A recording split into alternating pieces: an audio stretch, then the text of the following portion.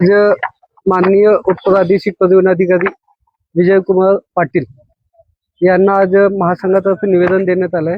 निवेदनामध्ये प्रामुख्याने 3 विषय आम्ही महासंघाने पूर्ण मीटिंग घेऊन आणि एकमताने 3 विषयांवर सखोल प्रशिक्षण करण्यानंतर आम्हाला कळाले की हे 3 विषय जे जनतेचे आणि चालकांचे निगडीत आहे आणि चालकांना जे त्रास होत आहे त्या त्रासाला दूर करण्यासाठी आज निवेदन देण्यात आले आहे। त्यामध्ये प्रामुख्याने बाईक टॅक्सी ज्यामुळे बाईक टॅक्सीमुळे आज रिक्षा चालकांचा पूर्ण व्यवसाय उद्ध्वस्त झालेला आहे, त्यांचे कुटुंब उद्ध्वस्त होण्याचे उंबरठ्यावर आहे। यासाठी आज वाहतूक संघटना संयुक्त महासंघाने एक निवेदनाद्वारे सांगितलेलं आहे की आपण जे कारवाई करत आहे आरटीओ किंवा वाहतूक शाखा हे फक्त 1-2 दिवसासाठी कारवाई करतात आणि 10-15 बाईक टॅक्सीचे रायडर्सना पकडतात आणि दंड ठोकतात, पण आम्हाला ते कारवाई कंटिन्यू होणे गरजेचे आहे। आणि दुसरी गोष्ट म्हणजे जे बेरोजगार युवक आहेत ते बाईक टॅक्सीचे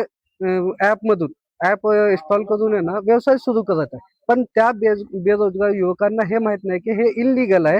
याचं प्रबोधन करणे आणि जे बाईक टॅक्सी हे रॅपिडो ॲप आहे ते ॲपचे मालक आणि संचालक यांच्यावर केस करणे, यासाठी आज आम्ही निवेदन दिलेले आहे। जेणेकरून हे पूर्णपणे संपवण्यासाठी, हे समस्या पूर्णपणे संपवण्यासाठी आम्हाला ते ॲप प्ले स्टोर मधून डिलीट करावं किंवा प्ले स्टोर मधून रॅपिडोचे ॲप मधून 2 व्हीलर बाईक टॅक्सीचा ऑप्शन डिलीट करावा, अशी मागणी घेऊन आज आम्ही इथं आलो होतो। आणि दुसरा विषय म्हणजे वाहन पोर्टल आपल्याला माहित असेल, गाड्यांचे हस्तांतरण आज जवळपास 2 महिन्यापासून बंद आहे आणि जवळपास महाराष्ट्रात करोडो रुपयाचा उलाढाल ठप्प झालेला आहे।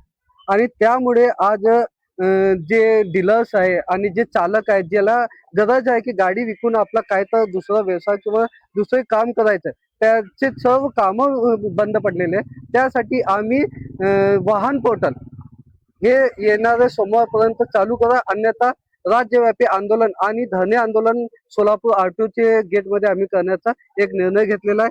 त्याचबरोबर आपल्याला माहित असेल, माननीय परिवहन मंत्री प्रताप सरनाईक साहेबांनी जे निर्णय घेतलेला आहे मराठी भाषा, ते खूपच अभिमान आहे आम्हाला त्यांच्यावर आणि त्यांच्या निर्णयावर। महाराष्ट्र हे महाराष्ट्राची अस्मिता आहे, आमचा अभिमान आहे आणि मराठी भाषा हे चालकांनी स्वीकार केलेली आहे। चालकांनी प्रशिक्षण घेतला आणि त्याचं प्रमाणपत्रही घेतलेलं आहे, पण आम्हाला एक खंत आहे की माननीय परिवहन मंत्री साहेबांनी जसे चालकांवर निर्बंध लावून, चालकांवर कठोर सक्ती लावून मराठी सक्तीची केलेली आहे, त्याच